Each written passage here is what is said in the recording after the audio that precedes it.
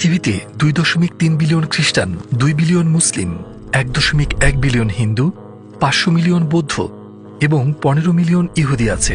এরকম মোট 4300 ধর্ম রয়েছে পৃথিবীতে। এমন পরিস্থিতিতে কিছু মানুষ প্রশ্ন করেন, এতগুলো ধর্ম থাকতে আমি ইসলামকে কেন বেছে নেব? আমরা কিভাবে বুঝবো যে ইসলামই সত্য ধর্ম? এটা কি যুক্তি দিয়ে প্রমাণ করা সম্ভব? একে আমরা দার্শনিক দেকার্তের খুব মজার একটা কৌশলের সাহায্যে প্রমাণ করব। এর নাম হলো দেকার্তের সংশয়বাদ। সংক্ষেপে বললে তিনি বলছেন, ধরা যাক আপনার আপেল ভর্তি একটি ঝুড়ি আছে। আপনি ঝুড়িতে হাত ঢুকিয়ে একটি তাজা আপেল বের করে নিলেন। যখন আপনি আবারও ঝুড়িতে হাত দিলেন এবং এইবার যদি একটি পচা আপেল হাতে আসে, পচা আপেলগুলো বেছে ফেলে দিতে হলে একটা একটা করে আপেল হাতে নেবেন না। কোন আপেলটা তাজা আর কোনটা নয় সেটা দেখতে যাবেন না, বরং পুরো ঝুড়িটি খালি করে নিয়ে এরপর একে একে ভালো আপেলগুলো ঝুড়িতে রাখতে থাকুন। আজকের ইস্যুতেও একই কৌশল অবলম্বন করা যাক। আমি বলতে চাইছি, একে একে 4300 ধর্মকে যাচাই করা কি সম্ভব? আমার তো মনে হয় না। আমরা মহাবিশ্বে ছড়িয়ে থাকা সূত্রগুলোকে যুক্তি আর কার্যকরণ দিয়ে বোঝার চেষ্টা করি। একটি সত্য ধর্মে কি কি শর্তাবলী থাকা উচিত সেটা নির্ধারণ করা যাক। এই সূত্রগুলো দিয়ে আমরা একটি প্রশ্নের সরাসরি উত্তর খুঁজব, কেন ইসলাম? এখন একটা বিল্ডিং তৈরি করার সময় আপনি প্রথমে ফাউন্ডেশন তৈরি করবেন, তাই না? কয়েকটি ধাপ পার করতে হবে। এই ইস্যুতে ফাউন্ডেশন থেকে শুরু করে আমরা একে একে বিষয়গুলো বাদ দিতে থাকবো। সেক্ষেত্রে আমাদের ফিল্টারগুলো হবে, সৃষ্টিকর্তা কি আছেন? ধর্মের কি প্রয়োজনীয়তা আছে? যদি ধর্মের প্রয়োজনীয়তা থাকে তাহলে কি পবিত্র গ্রন্থ বা নবীর প্রয়োজন কি আছে? প্রথমেই বিল্ডিং এর ফাউন্ডেশন নিয়ে ভাবা যাক। সেটা হলো সৃষ্টিকর্তার অস্তিত্ব আছে কিনা। আপনি হয়তো একে প্রমাণ করার বিভিন্ন উপায়ের কথা ভাবছেন, কিন্তু আজ আমাদের দৃশ্যমান মহাবিশ্ব থেকেই এই প্রশ্নের উত্তর খুঁজে নেওয়া যাক। এখন আমি যে উদাহরণটা দিতে যাচ্ছি সেটা বুঝতে হলে একটু মন দিয়ে শুনুন। পদার্থবিজ্ঞান বলে, যদি কোনো কাজ সম্পন্ন হয় তাহলে সেই কাজ করতে পারার জন্য অবশ্যই একটি শক্তির অস্তিত্ব আছে। যে একজন সৃষ্টিকর্তা আছেন যিনি আমাদের বোঝেন, কাজটি করার জন্য তার যথেষ্ট শক্তি থাকতেই হবে। যেমন আমি যদি একটি শিশুকে প্লেন ঠেলতে দেখি, আমি অবশ্যই তখন এর পেছনে অন্য কাউকে খুঁজবো, যেহেতু সেই শিশুর পক্ষে এই কাজ সম্ভবই নয়। আমি বরং বলবো প্লেনটি সরানোর পেছনে একটা যান্ত্রিক পদ্ধতি বা এরকম কিছু আছে। এমনকি আমি যদি স্বচক্ষেও দেখি যে শিশুটি প্লেনটিকে ঠেলছে, আমার মন তাৎক্ষণিকভাবে বলবে শিশুটির প্লেন সরানোর মতন যথেষ্ট শক্তি নেই। আমি শিশুটির আড়ালে থাকা সত্যিকারের সক্ষম ব্যক্তিটিকে খুঁজতে শুরু করব। আর যুক্তি এটাই বলে, তাই না? এই উদাহরণের মতোই যখন আমরা মহাবিশ্বে তাকাই, যেমন আমরা দেখি যে গাভী দুধ উৎপাদন করছে, গাভী তার দুধে থাকা এমিনো অ্যাসিডের কথা জানে না। যে মানুষেরা দুধ পান করে তাদের শরীরে এর প্রয়োজনের কথাও সে জানে না, কিন্তু সে ঠিক প্রয়োজন মাফিক দুধই যোগান দেয়। তার উপর সে এমন কিছু খেয়ে এর যোগান দেয় যার সাথে এর কোনো সম্পর্ক নেই, ঘাস। আমরা যদি অন্যভাবে দেখি, উৎকৃষ্ট মানের মধু তৈরির পেছনে আমরা বিষধর মৌমাছিকে সব পরিশ্রম করতে দেখি। মধু তৈরির সময় এতে থাকা উপাদানের কথা মৌমাছি জানতে পারে না। আবার মৌমাছির শরীর, এর কোষ, কিন্তু যারা এই মধু খাবে তাদের প্রয়োজনের কথা জানে না। কিন্তু তার তৈরি মধু মানুষের রোগ মুক্তিতে ভীষণ কার্যকরী। আমরা এবার ঘাড় ঘুরিয়ে অন্যদিকে তাকাই।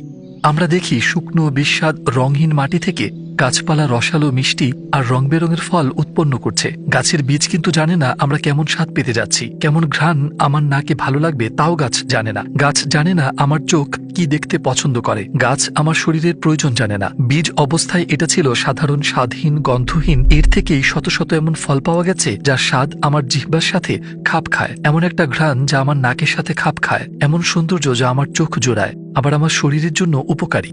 ঠিক এই মুহূর্তে আমার মস্তিষ্ক সাথে সাথে আমাকে বলে যে যাদের দেখে মনে হচ্ছে তারা এইসব কিছু ঘটিয়ে চলেছে, এই কাজগুলো করার মতো দক্ষতা তাদের নেই। মানে এটা খুব মজার, এমন কাউকে এমন কিছু দিচ্ছে যা তার কাছে নেই, কিন্তু সাধারণভাবে এটা অসম্ভব। এটাকে একটা উদাহরণের সাহায্যে ভাবা যাক। ধরা যাক আমার হাতে ধরা কাপড়টা একটা পর্দা, আর আমাকে দেখা যাচ্ছে না। এই পর্দাটি একটা কলম হাতে নিয়ে কবিতা লিখলো, ছবি আঁকলো। সবাই বলবে যে দৃশ্যত এই কাপড়টা এই কলমটাকে পরিচালনা করছে, কিন্তু স্বাভাবিক যুক্তি অনুযায়ী আপনি অবশ্যই ভাববেন যে কাপড়টার পেছনে কোনো শক্তি আছে। ঠিক এই উদাহরণের মতো যে সমস্ত ঘটনা নিয়ে আমরা কথা বললাম, পরিষ্কারভাবে এর পেছনে একজন সৃষ্টিকর্তা আছেন যিনি এসব নিয়ন্ত্রণ করছেন। আমরা যদি এই উদাহরণগুলো পরিষ্কারভাবে বুঝে থাকি তাহলে আমাদের মনের চোখ দিয়ে আমরা দেখতে পাবো যে একজন সৃষ্টিকর্তা আছেন যিনি আমাদের বোঝেন, যিনি পর্দার আড়ালে কাজ করেন এবং আমাদের প্রয়োজন অনুসারে সবকিছু বাস্তবায়ন করেন। এখন যদি প্রথম ফিল্টার পরিষ্কার হয়, বৌদ্ধ ও জৈন এর মতো ধর্ম এবং নাস্তিক্যবাদ, অজ্ঞেয়বাদ, প্রকৃতিবাদ এবং সংশয়বাদের মতো দর্শন বাদ পড়ে যায়, কারণ একজন সৃষ্টিকর্তা থাকতেই হবে, আপনি তাকে যে নামেই ডাকুন না কেন। এখন আমাদের দ্বিতীয় ফিল্টারের কথা ভাবা যাক। এক্ষেত্রে আমরা যুক্তিবিজ্ঞানের তুলনামূলক পদ্ধতি ব্যবহার করব। ব্যাপারটাকে আমি এইভাবে বলবো, আমরা যখন চারপাশে দেখি যে কোনো সময় যে কোনো জায়গায় এই নিয়মটা ধ্রুব। যদি আমরা চোখের সামনে কোনো কাজ, পণ্য দেখি, পণ্য নির্মাতা এর সম্পর্কে সবচেয়ে ভালো জানবে। আবার যখন কেউ নিয়ে কথা বলতে যাবে, যিনি এটা বানিয়েছেন তারই সবচেয়ে বেশি অধিকার এটি নিয়ে কথা বলার। যেমন আমি যখন একটা ফোন কিনি সেটার সাথে একটা ইউজার ম্যানুয়াল থাকে, তাই না? সেটা দেওয়ার মাধ্যমে প্রস্তুতকারী কোম্পানি কিন্তু আমাকে এরকম রকম জানিয়ে দিচ্ছে যে এই ফোনটা আমরা বানিয়েছি, তাই যৌক্তিকভাবে আমরা এই সম্পর্কে সবচেয়ে ভালো জানি, একেবারে ছোটখাটো ডিটেল পর্যন্ত। আর এই ম্যানুয়ালটা দিয়ে আমরা সেই ব্যাপারটা স্পষ্ট করছি। একেবারে সাধারণ পণ্যেও সেটা থাকে। এরপর আমাদের মাথায় এই প্রশ্নটা আসে, যদি সাধারণ কোনো পণ্যেও ইউজার ম্যানুয়াল থাকে, এমনটা কি সম্ভব যে মহাবিশ্বের সৃষ্টিকর্তা, যিনি মানব জাতিকে সৃষ্টি করেছেন ও পৃথিবীতে পাঠিয়েছেন, তিনি তাদের দিক নির্দেশনার জন্য কোনো ম্যানুয়াল পাননি?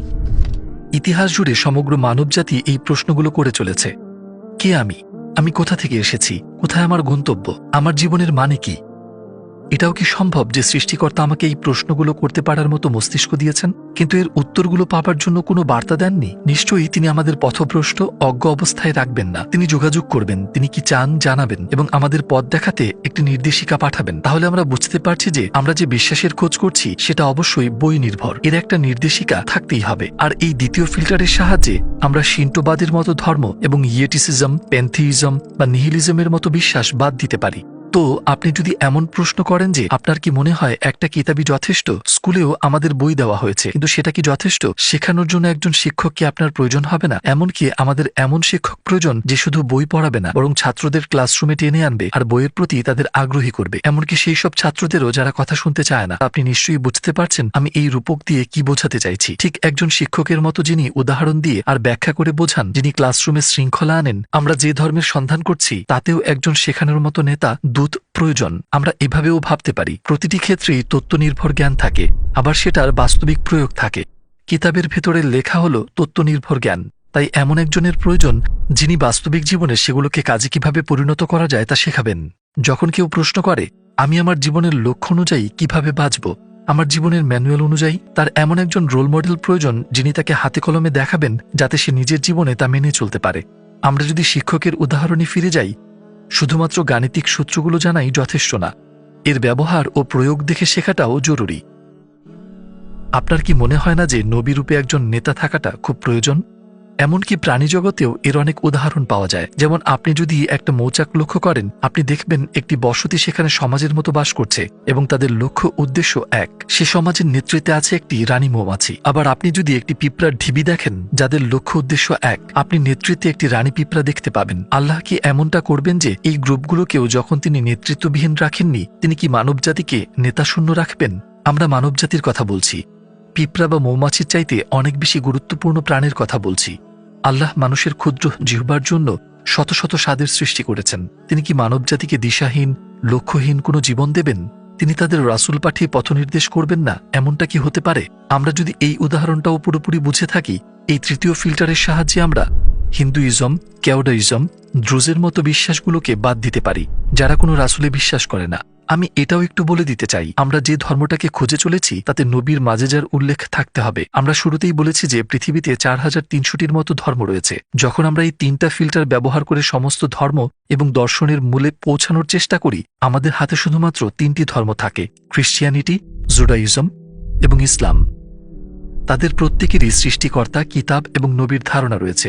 এখন এই ব্যাপারটা লক্ষ্য করুন, এই 3টি ধর্মের সবগুলো ফিল্টার পার করে আসা থেকে বোঝা যায় যে তাদের ভিত্তি সত্যের উপরে প্রতিষ্ঠিত। আমরা যদি জুডাইজমের দিকে তাকাই, সেখানে মূল চরিত্র হিসেবে মুসা আলাইহিসসালামকে দেখতে পাই এবং খ্রিস্টিয়ানিটিতে মূল চরিত্র হল যিশু, তার উপর শান্তি বর্ষিত হোক। যদিও এই দুই মহান নবীর শিক্ষাগুলো এই দুটো ধর্মেই বিকৃত করা হয়েছে। প্রাথমিকভাবে তারা সত্যকেই সামনে এনেছিল। দুটো ধর্মের একটা অদ্ভুত মিল হলো তারা কেউই রাসূল মুহাম্মদ সাল্লাল্লাহু আলাইহি ওয়াসাল্লামকে সত্য নবী বলে স্বীকার করে না। কিন্তু ইসলাম বলে যে রাসূল মুহাম্মদ সাল্লাল্লাহু আলাইহি ওয়াসাল্লাম আল্লাহ প্রেরিত সর্বশেষ নবী, আর মুসা এবং যিশু তারাও আল্লাহর নবী ছিলেন। এই সত্যের উপর ভিত্তি করে আমরা বলতে পারি যে যদি প্রমাণ করা যায় রাসূল মুহাম্মদ সাল্লাল্লাহু আলাইহি ওয়াসাল্লাম সত্যিকারের নবী, তাহলে ইসলাম একমাত্র সত্য ধর্ম হিসাবে প্রমাণিত হবে এবং মুসা আলাইহিস সালাম এবং ঈসা আলাইহিস সালাম আল্লাহর একই বার্তা প্রচারে পৃথিবীতে এসেছিলেন। হ্যাঁ, এটাই সেই পয়েন্ট যখন এ কথার নানা রকম প্রমাণ আমাদের মাথায় আসে। এর সবচেয়ে বড় প্রমাণ হলো রাসূল সাল্লাল্লাহু আলাইহি ওয়াসাল্লামের জীবন। ভেবে দেখুন, তিনি নবুয়তের আগে 40 বছর তার সম্প্রদায়ের সাথে কাটিয়েছেন। তার নবুয়তের 23 বছর ধরে ঠিক সেই মানুষগুলোর একেবারে চোখের সামনে তিনি ছিলেন। তার প্রত্যেকটা পদক্ষেপে সবার নজর থাকত। আমরা এখন দেখব সেই মানুষটি, আল্লাহ মাফ করুন, মিথ্যা বলতেন কিনা। যুক্তির খাতিরে আমরা জানি যে মানুষগুলো পদমর্যাদায় ভীষণ কাছাকাছি, তারা একে অন্যের অনুকরণ করে থাকেন, কিন্তু অন্যজনের চাইতে কারো মর্যাদা যত কম হয় তাকে অনুকরণ করা ততই কঠিন হয়ে পড়ে। যেমন ইবনে সিনার কথা ভাবুন, যাকে পশ্চিমা বিশ্ব আবিসিনা নামে চেনে, এক প্রতিভাবান চিকিৎসক যার লেখা বই শতাব্দী জুড়ে পৃথিবীর বিভিন্ন বিশ্ববিদ্যালয়ে পড়ানো হয়েছে। একজন অশিক্ষিত ব্যক্তি ঠিক কতটুকু আবিসিনার অনুকরণ করবে বা তার নাম ভাঙাবে? কোনো শহরে গিয়ে যদি সে বলে আমি আবিসিনা, ঠিক কতজন তাকে বিশ্বাস করবে? কিছু সময় পর যারা তার সাথে সময় কাটাবে তার আচরণ আর কার্যকলাপ দেখে বুঝে যাবে যে সে মিথ্যাবাদী। একজন গরিব জোচ্চোর সুলতানের অনুকরণ করতে পারে না। খুব অল্প সময়ে তার চলন বলনে এটা স্পষ্ট বোঝা যাবে যে সে একজন জোচ্চোর। ধরা যাক সে অনুকরণে সফল হলো, কিন্তু কতদিন ধরে সে মানুষকে ধোঁকা দিতে পারবে? কিছু সময় পর কোনো না কোনো ভাবে তার মিথ্যা ধরা পড়ে যাবে। আমরা কি এই যৌক্তিক তুলনা রাসূল মুহাম্মদ সাল্লাল্লাহু আলাইহি ওয়াসাল্লামের ক্ষেত্রে প্রয়োগ করতে পারি? তার প্রচারিত ধর্ম তার সম্পর্কে আমাদের জানায় তিনি এমন একজন ব্যক্তি যাকে আল্লাহ অসংখ্য মানুষের মধ্য থেকে নবী মনোনীত করেছেন। তিনি আল্লাহ সুবহানাল্লাহু তাআলার পক্ষ থেকে সমগ্র মানবজাতির জন্য প্রেরিত নবী। তিনি সর্বশ্রেষ্ঠ এবং মানবজাতির মধ্যে তার আখলাক সর্বোত্তম। এখন এখানে দুটো সম্ভাবনা রয়েছে, হয় এর পুরোটাই সত্যি, না হয় আল্লাহ মাফ করুন তিনি মিথ্যাবাদী। কিন্তু এটাও মনে রাখতে হবে যে যে ব্যক্তি তাকে মিথ্যাবাদী বলবে তাকে কোনো সাধারণ মিথ্যাবাদী হিসেবে দেখবে না, তাকে আপনার ইতিহাসের সবচেয়ে বড় মিথ্যাবাদী বলে ভাবতে হবে, কারণ তিনি এতখানি উচ্চ মর্যাদায় থাকা নিয়ে মিথ্যা বলেছেন। আপনার তাকে এমন একজন ভাবতে হবে যে সৃষ্টিকর্তা মানে না, তিনি শাস্তি দিতে পারেন সেই ভয় তার নেই এবং আল্লাহর নামে তিনি মিথ্যা বলেন। ধরে তিনি মিথ্যা বলেছেন, সেটা কি তিনি 23 বছর ধরে রাখতে পারবেন? অনেকেই মনে করেন রাসূল সাল্লাল্লাহু আলাইহি ওয়াসাল্লাম খুব অল্প মানুষের সাথেই মিশতেন, কিন্তু একথা একেবারেই সত্যি নয়। তার নবুয়তের সময় তার আশেপাশের হাজারো মানুষ তার সবগুলো দিক নিজের চোখে দেখেছে। আমরা জানি তিনি কোন হাত দিয়ে খাবার খেতেন, কোথাও প্রবেশের সময় কোন পা আগে রাখতেন, এমনকি তার নখ কিভাবে কাটতেন। মানে তারা তাকে এমনভাবে পরীক্ষা করেছে যে ইতিহাসে এমনভাবে আর কাউকে এত গভীরভাবে পরীক্ষা করা হয়নি। আপনার কি মনে হয় তারা যদি কোনো অসঙ্গতি দেখতে পেত, কোনো খুঁত দেখতে পেত, তারা তার পাশে দাঁড়াতো বা এত কষ্ট সহ্য করত? একদমই না। পাশাপাশি যারা তাকে খেয়াল করেছে তারা সবাই বিশ্বাসী ছিলেন না। যারা তার নবুয়ত অস্বীকার করেছে তারাও তাকে লক্ষ্য করেছে। তিনি নবী হওয়ার আগেও তাদের সাথে ছিলেন, শুধু তার পরেই না, তাদের মাঝে তার জন্ম বেড়ে ওঠা। তিনি বাইরে থেকে আসেননি, তার সম্পর্কে সবকিছুই তাদের জানা। তারা তাকে এতটাই বিশ্বাস করত যে তার নবুয়তের আগে তারা তাকে আলামিন নামে ডাকত, যার অর্থ বিশ্বাসী। সবাই এক বাক্যে জানত তিনি মিথ্যা বলেন না এবং জানত তিনি কতটা সৎ। নবুয়তের পর যারা তার শত্রু হয়ে যায় তারাও নিজেদের সম্পদ তার কাছে নিরাপদ ভাবত। নবুয়তের আগে বা পরে তার কোনো খুঁত খুঁজে পায়নি। তারা শুধু একভাবেই তার দোষ খুঁজে পায়, সেটা হলো তাকে জাদুকর, বাজিকর এইসব নামে অপবাদ দেওয়া, আর কিছু না। যে ব্যক্তি মিথ্যা বলছে অবশ্যই তার এ থেকে কোনো দুনিয়াবি লাভ পাওয়া উচিত, কিন্তু তার জীবন কর্ম থেকে তিনি কোনো লাভ পাননি, বরং এমন অনেক কিছু ছিল যা তার জীবনকে কঠিন করে দিয়েছিল। তিনি টানা রোজা রেখেছেন, দারিদ্র্যের আঘাতে তিনি সিহরি এবং ইফতার ছাড়াই রোজা রেখেছেন। আয়েশা রাদিয়াল্লাহু আনহা বলেন, কখনো কখনো তার ঘরে টানা 2 মাস কোনো খাবার রান্না হতো না। তিনি খেজুর খেয়ে দিন কাটাতেন। তিনি রাতে ইবাদত করতেন, টানা সালাত আদায় করতেন। তাহাজ্জুদের সালাত কি? এটা রাতের শেষ তৃতীয়াংশে জেগে সালাত আদায় করা, তাই না? মুসলিমদের জন্য এই সালাত সুন্নাহ, ঐচ্ছিক, কিন্তু নবী সাল্লাল্লাহু আলাইহি ওয়াসাল্লামের জন্য এটা ছিল ফরজ, আবশ্যক। কেন তিনি রাতের আধারে নিজেকে এত কষ্ট দেবেন যখন তাকে কেউ দেখছে না? মিথ্যা বলার জন্য? তিনি 23 বছর ধরে নিজের প্রচার করা ধর্ম যে কারো চেয়ে ভালোভাবে পালন করেছেন, সবার চেয়ে বেশি ইবাদত করেছেন, গুনাহ থেকে দূরে থাকতে সবচেয়ে বেশি সতর্ক ছিলেন। বিশ্বের সেরা মিথ্যাবাদীর চরিত্র কি একটুও এমন হতে পারে? এসব কিছু করে তার লাভটা কি? তিনি কি এসব প্রতিপত্তি, অর্থ সম্পদ বা নারীর লোভে করছেন? প্রতিপক্ষ এই সব কিছুই দিতে চেয়েছিল, কিন্তু তিনি সবসময় একই উত্তর দিয়ে গেছেন, আমাকে যদি ডান হাতে সূর্য আর বাম হাতে চাঁদও এনে দেওয়া হয় তবু আমি দিনের পথ ছাড়ব না। তো তিনি বলেন, দুনিয়াবি লাভের জন্য আমার সংগ্রাম নয়, যদি আমাকে শুধু এই জিনিসগুলোই না বরং পুরো পৃথিবী, চাঁদ আর সূর্যও দেওয়া হয় আমি তবু পিছু হটব না। তিনি সারা জীবন মৃত্যু হুমকি পেয়েছেন। তিনি বারবার আততায়ীর ব্যর্থ শিকার হয়েছেন, তারা কেউ সফল হয়নি। নবী সাল্লাল্লাহু আলাইহি ওয়াসাল্লাম নিজ শয্যায় ইন্তেকাল করেন। কেন তিনি এত কিছু সহ্য করলেন? একটা মিথ্যার জন্য? কেন তিনি পাথরের আঘাত সহ্য করে নিলেন? এত সব অপমান আর অভিশাপ, সবকিছু তার নবুয়তের প্রমাণ হিসেবে অনেক কিছুই বলা যেতে পারে, কিন্তু সবচেয়ে বড় প্রমাণ তার জীবন।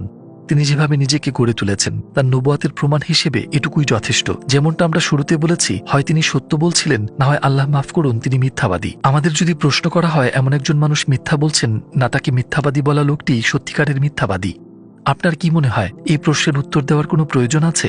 এই বিষয়গুলো বিশ্লেষণ করে দেখলে আমরা জীবনভর খুঁজে যাওয়া সেই সত্যকে খুঁজে পাই।